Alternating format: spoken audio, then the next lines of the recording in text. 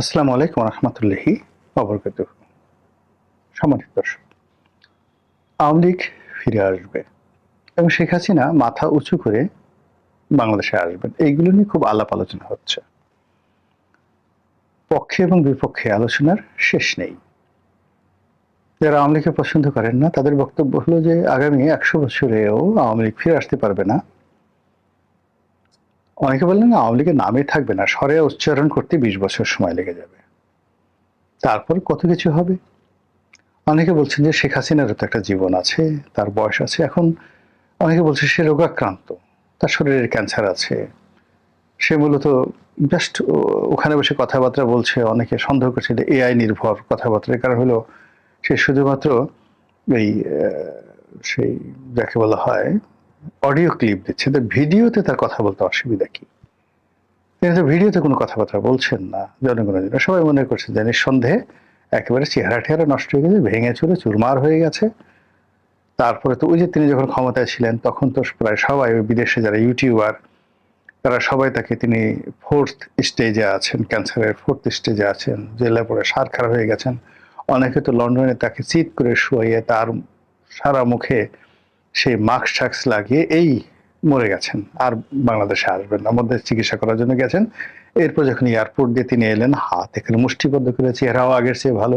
সবাই বললেন হায় হায় আল্লাহ কি হবে, এ আমি কি বললাম। এখন দিল্লি প্রবাসী বা on exile in Delhi Sheikh Hasina সেখানে বসে দল গোছাচ্ছেন, সেখানে বসে তার দলের নেতা কর্মীদের সাথে কথাবার্তা বলছেন। শুধু তাই নয়, তার যারা এজেন্ট আছেন, 17 বছর ধরে তিনি যাদেরকে প্রশাসনের বিভিন্ন জায়গাতে, ব্যবসা বাণিজ্যের বিভিন্ন জায়গাতে, তারপরে সমাজের অনেক গুরুত্বপূর্ণ কৌশলগত জায়গাতে যাদেরকে তিনি স্থাপিত করেছেন, তাদের সঙ্গে তিনি সরাসরি ব্যক্তিগতভাবে যোগাযোগ রক্ষা করছেন। এবং এক্ষেত্রে তার যে পারঙ্গমতা, এটা অস্বীকার করার মতো মানুষ বাংলাদেশে নেই। আমি নিজে একটা সাক্ষ্য দিচ্ছি। সেটা হলো, ধরুন সেই উনি 2009-10 সনে ওনার যদি কখনো কোনো ওসির সাথে কথা বলার দরকার হতো, তিনি সরাসরি একবার ডাইরেক্ট ওসিকে টেলিফোন করতেন, আমি শেখ হাসিনা বলছি এটা করো। বোঝার চেষ্টা করেন, ওসির কি তখন মাথা খারাপ হয়ে যেত না? সে তখন এসপি টেসপি কারো মানে হুকুমের কথাই চিন্তা করতেন না। আর ওই যে যাকে টেলিফোন করতেন তার নাম আবার লিখে রাখতেন ডায়েরিতে। তো এখন এই যে ডায়েরি ডুরি সে যে করেছেন, বা তার অনেক, সে কিন্তু ডায়েরি মেনটেন করতেন। তার এই 17 বছরে অ্যাটলিস্ট 17টা ডায়েরি তার কাছে আছে, কম করে হলেও তার 17টা ডায়েরি আছে। অবাক করার ব্যাপার হলো যে এরকম শেখ হাসিনার গোপন কোনো ডায়েরি এখন পর্যন্ত কেউ উদ্ধার করতে পারেনি। তো সেই ডায়েরিতে তিনি লিখে রাখতেন যে অমুকের সাথে আমার এই কথা হয়েছে, আর অমুককে আমি এই কথা বলেছি, এবং ওই কথার প্রেক্ষিতে অমুক আমাকে এই উপকার করেছে, এই ক্ষতি করেছে, এই জিনিসগুলো তিনি নিয়মিত লিখে রাখতেন। এরপর এগুলো পৃষ্ঠা উল্টাতেন, পৃষ্ঠা উল্টিয়ে যাকে কৃতজ্ঞতা প্রকাশ করার দরকার তাকে কৃতজ্ঞতা প্রকাশ করতেন, আর যাকে টাইট দেওয়ার কথা তাকে আবার দ্বিতীয় দফার টাইট দিতেন। এভাবে কত মানুষের জীবন তিনি বসন্তে ভরে দিয়েছেন, আর কত মানুষের জীবন তিনি জাহান্নাম করে ফেলেছেন, এটা তিনি ছাড়া, তার মালিক আল্লাহ ছাড়া কেউ জানে না।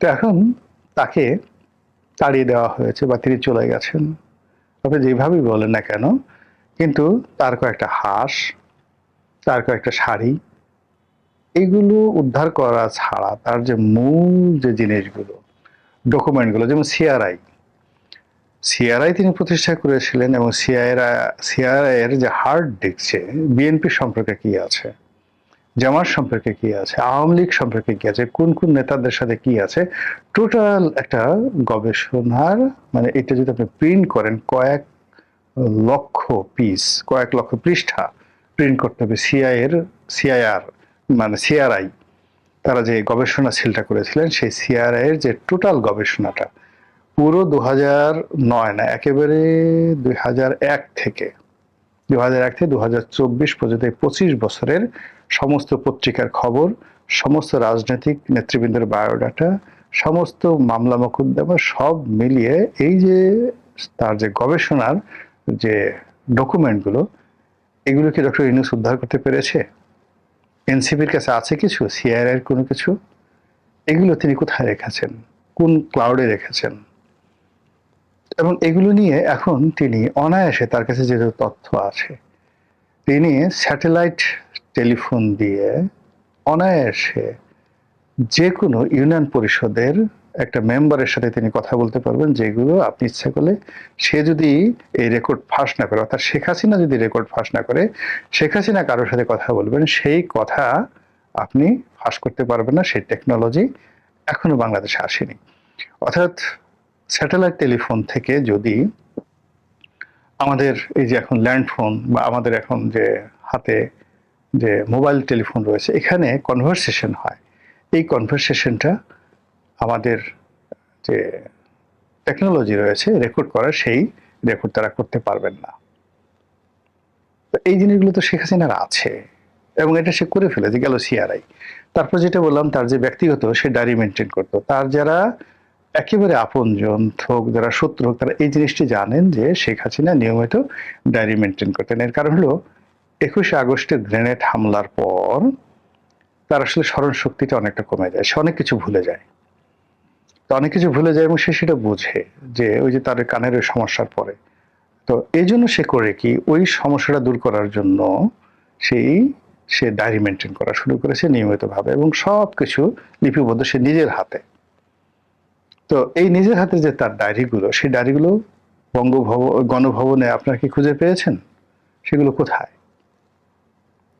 এর কারণে শেখ হাসিনা হয়তো 15 দিন আগে সে টের পেয়ে গেছে যে he is going to be ousted. তো সেই 15 দিন আগের থেকেই সে তার সবকিছু নিরাপদে সে নিয়ে নিয়েছে, সবকিছু তার নিরাপদে, তার নিজস্ব কাস্টডিতে সে নিয়ে নিয়েছে। ফলে আপনারা গিয়ে যারা এগুলো পেয়েছেন, কসুর পেয়েছেন, কসুর লতি পেয়েছেন, এর বেশি কিছু পাননি। আচ্ছা, এরপরে যেটা আছে সেটা হলো তার টাকা। তার নিঃসন্দেহে তার টাকা আছে। সেই টাকাগুলোর মধ্যে ধরেন ব্যাংকের ভোল্টে আপনি 400 ভরি স্বর্ণ পেয়েছেন, এটি নিয়ে খুব খুশি পেয়েছেন। 17 বছর একটা দেশের প্রধানমন্ত্রী, বছরে গড়ে যদি 5 লাখ কোটি টাকা করে আপনার যাকে বলা হয় বাজেট হয়, তাহলে 17 বছরে কত লক্ষ কোটি টাকার বাজেট হয়েছে। তো তার তো কিছু টাকা পয়সা থাকবে, হীরামণি মুক্তা জহরত থাকবে। আপনার কি তার একটা আংটি, এটা শেখ হাসিনার একটা দামি হীরার আংটি, শেখ হাসিনার একটা মুক্তোর মালা, কোনো মূল্যবান সামগ্রী তার কি ছিল না? তাকে যে উপহার দিয়েছে, তার যে কটা শাল ছিল, তার যে সুন্দর সুন্দর উপহার ছিল, একটা সিঙ্গেল জিনিসকে আপনার উদ্ধার করতে পেরেছেন? মানে তার গলার, আপনি অনেক সময় এগুলো দেখেন, তার অনেক সুন্দর সুন্দর গহনা ছিল, তার অনেক সুন্দর সুন্দর মুক্তোর মালা ছিল, হ্যাঁ, তো হয়তো ডায়মন্ড সেটও ছিল। তো সেই জিনিসগুলো গেল কোথায়? সেগুলো তো কেউ উদ্ধার করতে পারেন। তাহলে এই যে জিনিসগুলো, আইদার তিনি সেগুলো নিরাপদে সেখান থেকে নিয়ে গেছেন, অথবা সেগুলো হয়তো কেউ চুরি করেছে, চুরি করে এখন কেউ বলছে না যে আমি এগুলো চুরি করেছি, হোয়াট এভার মেবি। কিন্তু তার যে মূল যে জিনিসগুলো, সেটা হলো তার সেই ডায়েরিগুলো, তার দলিল দস্তাবেজগুলো, তার গোপন নোটগুলো, তার তার কাছে যে সকল অডিও এবং ভিডিও যে রেকর্ডগুলো ছিল, সমস্ত বিএনপি, আওয়ামী লীগ, জামাতের নেতাকর্মীদের, শীর্ষ নেতাকর্মীদের অডিও কল রেকর্ড, এবং অনেকের খাট কাঁপানো ভিডিও যে দৃশ্যগুলো, এগুলো সব তার কাছে ছিল। সেগুলো কোথায় বলেন? সেগুলো তিনি তার মতো করে নিয়ে গেছেন, এবং তিনি ওইগুলোকে এখনো ব্যবহার করছেন। তিনি জানেন যে কাকে কোনভাবে কোন জায়গা থেকে টান দিতে হবে। তো সেই জায়গাগুলো নিয়ে তিনি এখন তার দলকে গোছানোর চেষ্টা করছেন। তো এক্ষেত্রে তার 3টি অস্ত্র, আমি এটাকে বলবো ব্রহ্মাস্ত্র, অব্যর্থ অস্ত্র। যে অব্যর্থ অস্ত্র তার হাতে থাকার কারণে তিনি তার প্রতিপক্ষের জন্য অতীতের যে কোনো সময়ের চাইতে ভয়ঙ্কর। তিনি অতীতের যে কোনো সময়ের চাইতে ডেসপারেট। তিনি অতীতের যে কোনো সময়ের চাইতে প্রতিশোধ পরায়ণ এবং অধিক শক্তিশালী। এই অধিক শক্তিশালী হওয়ার কারণগুলো বলবো। যেমন ধরুন, আমরা বাংলাদেশে বসে যারা কথা বলি, আমাদের তো একটা ব্যাকরণ মেনে কথা বলতে হয়, কিন্তু যারা ধরেন ইল্লু পিঙ্কুর মতো লোকজন যারা দেশের বাইরে আছে, ওদের তো আসলে কোনো ব্যাকরণ মানতে হয় না, যাইছে তাই করতে পারে। শেখ হাসিনা এখন যেখানে আছেন বা তার লোকজন যেখানে আছেন সেখানে বসে তিনি রাজনীতির ব্যাকরণ মেনেও রাজনীতি করতে পারেন, আর ব্যাকরণ ভেঙেও তিনি যত রকম ২ নম্বরই কাজ আছে সব তিনি করতে পারেন, যেটা এই বাংলাদেশকে তছনছ করে ছেড়ে দেবে। এখন যে ৩টি ব্রহ্মাস্ত্রের কথা আমি বলছিলাম বা যে ৩টি অস্ত্রের কথা বললাম, তার ১ নম্বর হলো তার জ্ঞান, বুদ্ধি, অভিজ্ঞতা। আবারও বলছি, তার ১ নম্বর হলো তার জ্ঞান, বুদ্ধি, অভিজ্ঞতা। এই বাংলাদেশকে তিনি সেই 1954 থেকে তার বাবা যেদিন মন্ত্রী হলো সেই দিন থেকে আজ পর্যন্ত তিনি দেখে আসছেন ক্ষমতার ভিতরে বাইরে। সামরিক শাসন, আইয়ুব খান, ইয়াহিয়া খান, টিক্কা খান থেকে শুরু করে বাংলাদেশ সেনাবাহিনীর যত লোক আছে, মোস্তাক, ঠুস্তাক, কর্নেল ফারুক, রশিদ, ডালিম, সবাইকে তার দেখা। এতগুলো মানুষ দেখলে একটা বোকাও তো বুদ্ধিমান হয়ে যায়। এরপর তিনি বিরোধী দল চালিয়েছেন, সরকার চালিয়েছেন, বিরোধী দলকে বন্ধু বানিয়েছেন, আবার যেন তেন না। আপনি এখন ধরেন তারেক রহমান সাহেব, তারেক রহমান সাহেবের বন্ধু কারা? তারেক রহমান সাহেবের বন্ধু হলো ১ নম্বর বন্ধু আমতারেক, ২ নম্বর বন্ধু নুরুল হক নুরু, ৩ নম্বর বন্ধু জুনায়েদ সাকি, ৪ নম্বর বন্ধু সেই ববি হাজ্জাজ, ৫ নম্বর বন্ধু হলো আপনার ধরুন সেই আন্দালিব রহমান পার্থ, এরকম।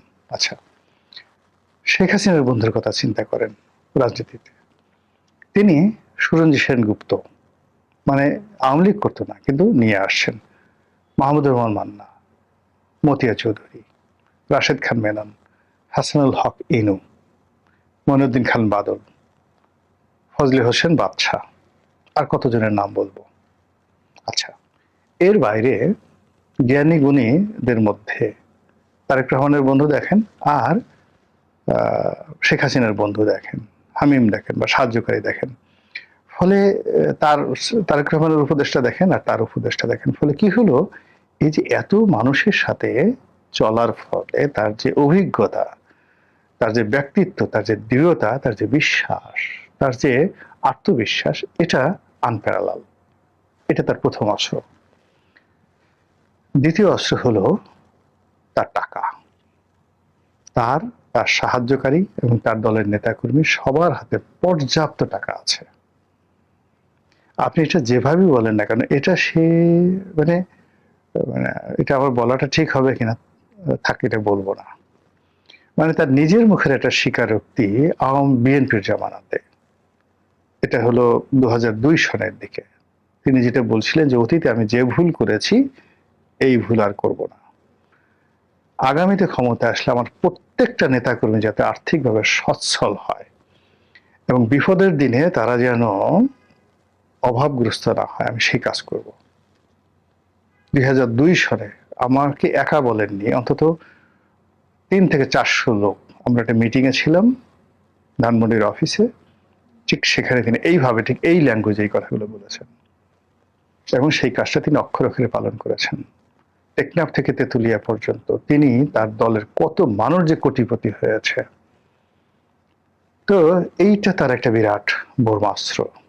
এই অর্থ দিয়ে মানে তিনি কাউকে এখন তার টাকা পাঠিয়ে, বিকাশে টাকা পাঠিয়ে কাউকে দিয়ে কোনো কাজ করাতে হবে না। তার নেতাকর্মী অন্ততপক্ষে বাংলাদেশের মধ্যে কয়েক লাখ নেতাকর্মী আছে যারা এখনো শত শত কোটি টাকার মালিক এবং দলের জন্য তারা কাজ করবে। এটা হলো তার দ্বিতীয় অস্ত্র। তৃতীয় অস্ত্র হলো তার ডিপ্লোম্যাটিক রিলেশন। ভারতের মতো একটা রাষ্ট্রকে তিনি যেভাবে শৃঙ্খলাবদ্ধ করে ফেলেছেন, অনেকটা বলতে গেলে এখন ভারত, আওয়ামী লীগ, শেখ হাসিনা যেভাবে তাদের মধ্যে সংযোগ গড়ে উঠেছে, এটা বাংলাদেশের অন্য কোনো রাজনৈতিক দল ইভেন ক্যানট ইমাজিন। এরকম একটা সম্পর্ক করা তো দূরের কথা, এটা কল্পনাও করতে পারে না। ২ নম্বর হলো রাশিয়ার মতো একটা পরাশক্তিকে তিনি সামহাও তিনি আওয়ামী লীগের সঙ্গে একটা দ্বিপাক্ষিক বন্ধুত্বপূর্ণ সম্পর্ক তিনি করে ফেলেছেন।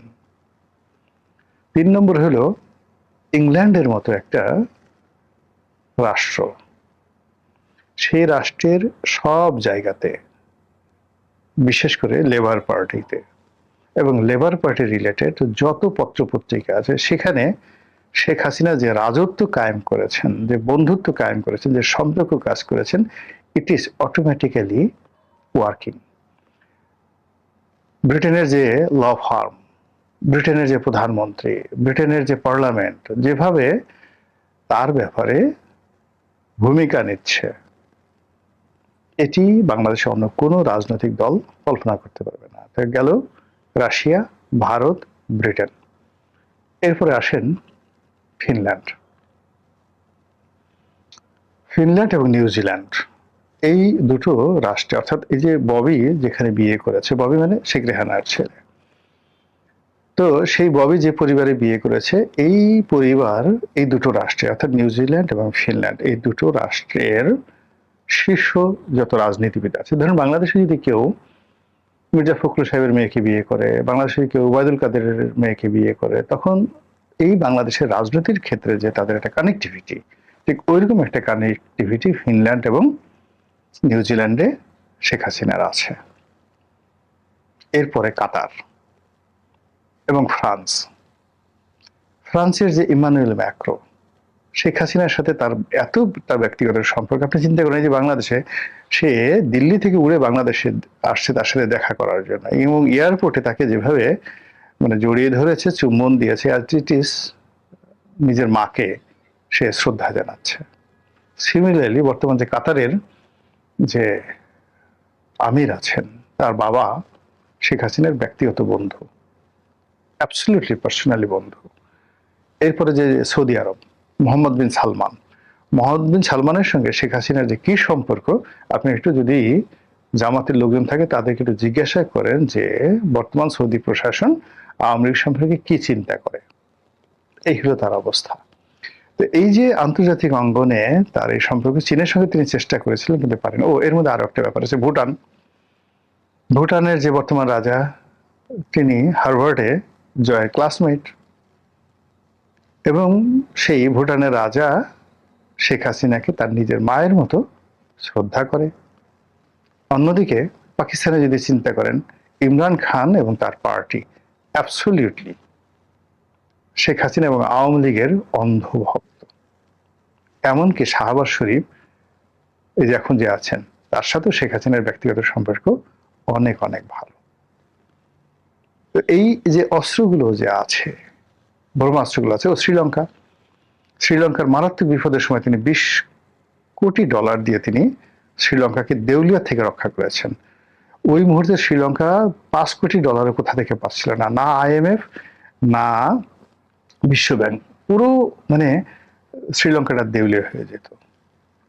সেই সময়টাতে একেবারে বিপদের সময় 20 কোটি ডলার, 1 কোটি ডলার, আপনি 1 কোটি ডলার কত হয়, এইভাবে 20 কোটি ডলার, মুখের কথা না, যেটা শেখ হাসিনা তার রিজার্ভ থেকে শ্রীলঙ্কাকে হাওলাত দিয়েছিলেন। এই সম্পর্কটি তিনি মেনটেন